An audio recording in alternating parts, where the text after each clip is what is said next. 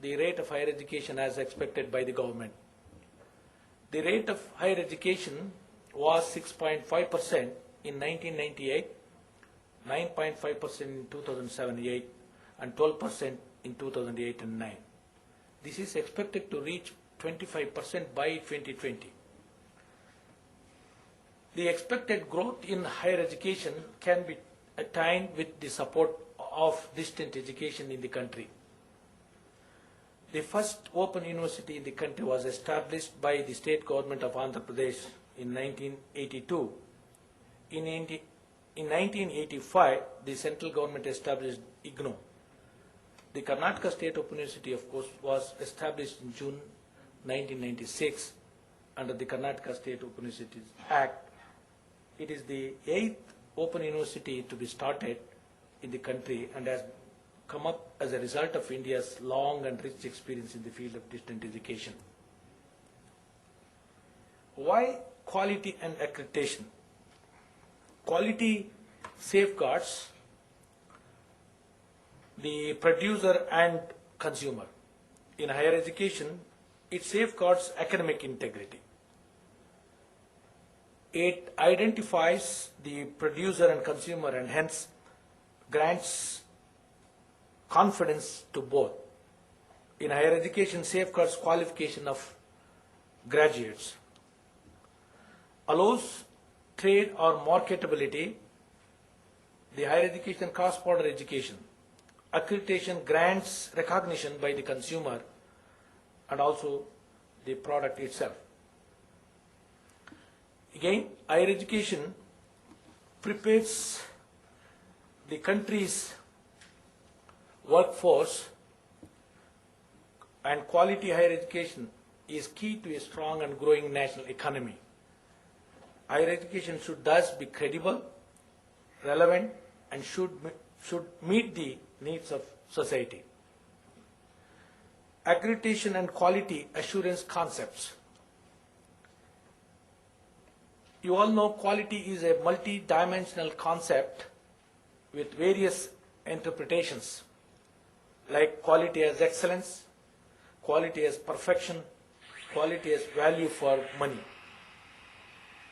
Should returns investment accountability to the public and expenditure. Also, quality as transformation, quality as meeting consumers' needs, and also account for the students. Students are customers as well as products. Hence, in this case, needs and wants may be different. Quality as conformance to standards. Quality as fitness for purpose. The quality is measured against stated mission and objectives. Quality as fitness for purpose and fitness of purpose. This is the most accepted interpretation in the higher education. Therefore, fitness for purpose is quality. Fitness of purpose is relevance. Next, the role of technology in higher education. To increase variety of educational services, medium, to promote equal opportunities to obtain education and information, to develop a system of collecting and disseminating educational information, to promote technology literacy, to support distance learning, to support sharing experience and information with others. Now, with regards to the distance education is thought to be an effective way of educating people of all sections in society. The delivery system in distance education is different than that in the conventional on-campus teaching. However, distant education is considered as close substitute for the conventional on-campus teaching, keeping in mind the premises that different types of media like print, audio, video, telephone, computer-based communication system, etc. are synchronized in the delivery process in distant education and open distance learning. What are the challenges? With regards to the distant education, there is a misconception about the standards, normally considered as low standard or no standard. The quality assurance levels right criteria to identify quality standards due to divergent student community.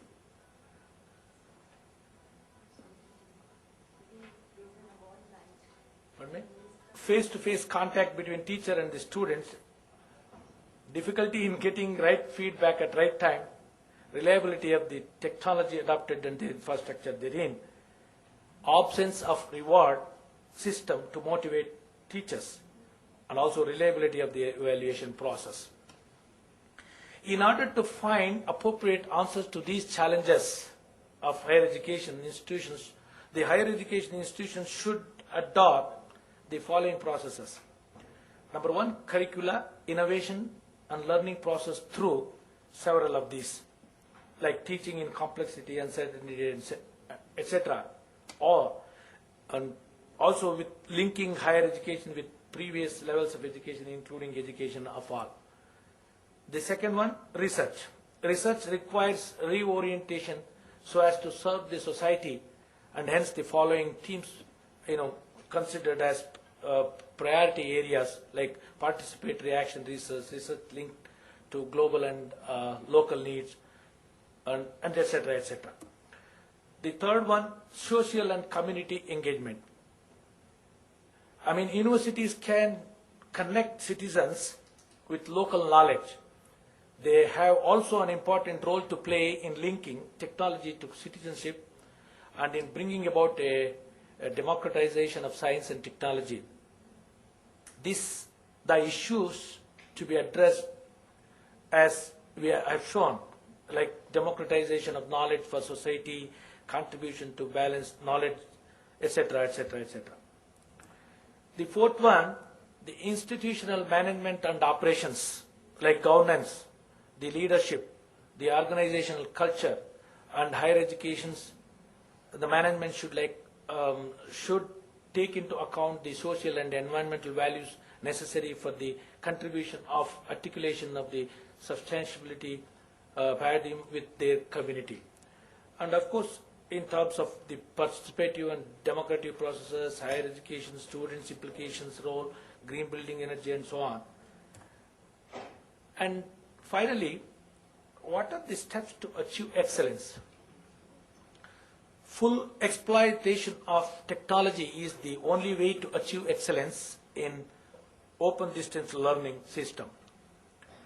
In this era of information technology, ICT represents a significant factor in the rapidly changing relationship between learners or users or clientele, transforming conventional processes to e-processes with the following proposed steps, like planning and development of academic programs course-wise, design of e-content, student admission, learner support service, learner assessment and evaluation, technology, infrastructure, organization supports, etc. The advances in information and communication technology provide great opportunity to enhance teaching and learning in higher education by both on-campus and distant education. Even disabled students who are denied access to traditional institutions, and all those who require updating of their knowledge, and lifelong education can now be benefited by the modern facilities of communication. Through open universities and distance learning initiatives, mechanisms are in place to upgrade skills at regular intervals and develop new competencies. I would like to conclude with few of them. The role of ICTs in the education is recurring and unavoidable. Rapid changes in the technologies are indicating that the role of ICT in future will grow tremendously in the education. By observing current activities and practices in the education, we can say the development of technology within education has strongly affected on what's learned, how it is learned, and when and where learning takes place, who is learning and who is teaching. Technology is also focuses modification of the role of teachers. This has been discussed in the morning session also. In addition to the classroom teaching, they will have other skills and responsibilities. Teachers will act as virtual guides for students who use electronic media. Ultimately, the use of technology will enhance the learning experiences of students. Also, it helps them to think independently and communicate creatively. It also helps students for building successful careers and lives in an increasingly technological world. With this, I thank the participants for having listened me. And Vinny, is there any discussion on these issues at the later stage? Now I would request my panel members one by one. Probably I would request them to restrict their presentation for 10 minutes. And the first speaker would be Dr. Elizabeth Shirley, Director, Indian Institute of Information Technology and Management, Kerala.